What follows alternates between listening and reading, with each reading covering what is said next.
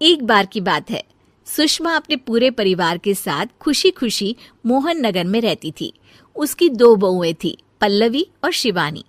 एक दिन दोनों बहुएं रसोई में काम कर रही होती है कि तभी उनकी सास सुषमा उन्हें बुलाती है। अरे बहू, जरा इधर तो आना। शिवानी, जरा जाकर देखना सासू माँ क्या कह रही हैं। दीदी आप ही देख लो ना जाकर, आपको भी तो सुनाई दे रहा है। अरे मैं आटा गूंद रही हूँ ना, तुम चली जाओ। हाँ तो मैं भी तो सब्जी काट रही हूँ ना दीदी। अरे बहू जल्दी आओ। ओफो, ये तो जाएगी नहीं। मैं ही जाकर देखती हूँ कि क्या करना है। पल्लवी सुषमा के कमरे में जाती है। जी मम्मी जी, क्या हुआ? शाम को घर पर कुछ मेहमान आने वाले हैं, तो तुम अच्छा सा खाना बना लेना बहू। ठीक है मम्मी जी, आप बता दीजिए क्या क्या बनाना है और कितने लोग आ रहे हैं। सुनील की मौसी जी और उनका पूरा परिवार आ रहा है। कुल मिलाकर 3 लोग और हमें मिलाकर हुए 9 लोग। तो अभी से ही तैयारी करना शुरू कर दो। और हाँ, घर की सफाई भी कर देना, हाँ अच्छे से। जी मम्मी जी, सब काम हो जाएगा, आप चिंता मत कीजिए। पल्लवी शिवानी को घर में मेहमान आने वाले हैं इसके बारे में बताती है। क्या 9 लोगों का खाना बनाना होगा, घर की सफाई करनी है? बाप रे, सासू माँ ने तो हमें घर की नौकरानी ही समझ कर रखा है। ऐसा नहीं बोलते शिवानी, हम इस घर की बहू हैं और घर के काम करना हमारा फर्ज है। दीदी तो है ही सासू माँ की चमची, जब देखो सासू माँ सासू माँ। मैं तो इतना सारा काम नहीं करने वाली। शिवानी कपड़े लेकर गमला साफ कर रही होती है और चक्कर आने का नाटक करने लगती है। मेरा सर चकरा रहा है। तभी वहां पल्लवी और सासू माँ जाते हैं। अरे बहू, क्या हो गया तुम्हें? मम्मी जी, बहुत तेज सर में दर्द हो रहा है। तुम एक काम करो शिवानी, आराम कर लो। नहीं नहीं दीदी, घर में मेहमान आने वाले हैं, मुझे आपकी मदद करनी चाहिए। अरे कोई बात नहीं शिवानी, तुम आराम कर लो, मैं सब काम कर लूंगी। ठीक है दीदी, अगर आप इतना कह रही हैं तो आराम कर लेती हूँ।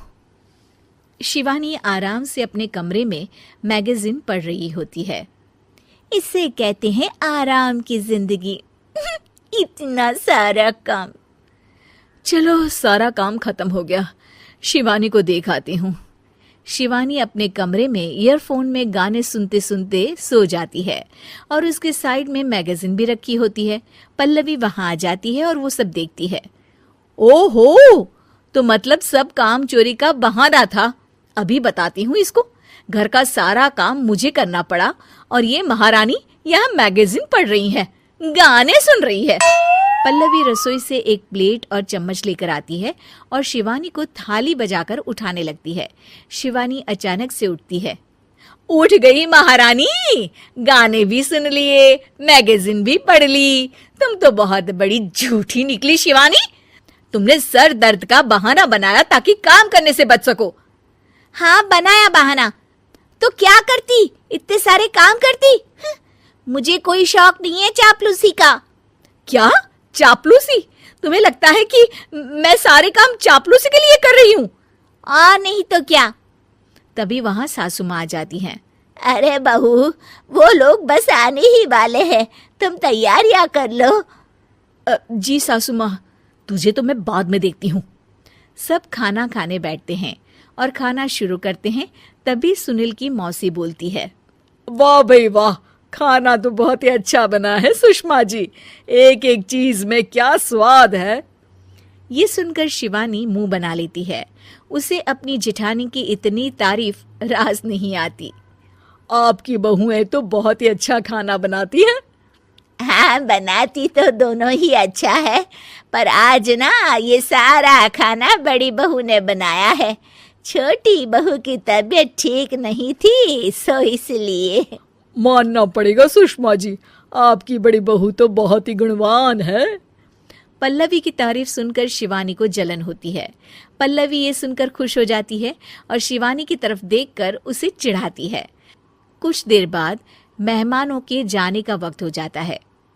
मौसी जी सबके लिए उपहार लाई होती है। वो सबको शगुन के पैसे देती हैं और अंत में पल्लवी के पास आती है।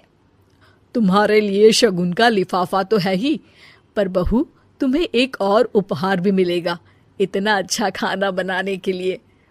मौसी अपने सोने के कंगन निकालकर पल्लवी को पहना देती है। ये लो, ये मेरे मनपसंद कंगन है, अब से ये तुम्हारे हुए। धन्यवाद मौसी जी। ये देखकर शिवानी तो पूरी तरह से जल जाती है और गुस्से से रसोई में चली जाती है। तभी वहां पल्लवी आ जाती है और उसे अपने कंगन दिखाने लगती है। देवरानी जी, अब आपका सर दर्द ठीक तो है ना? मुझे लगता है कि अब सर दर्द शुरू हो गया होगा आपका।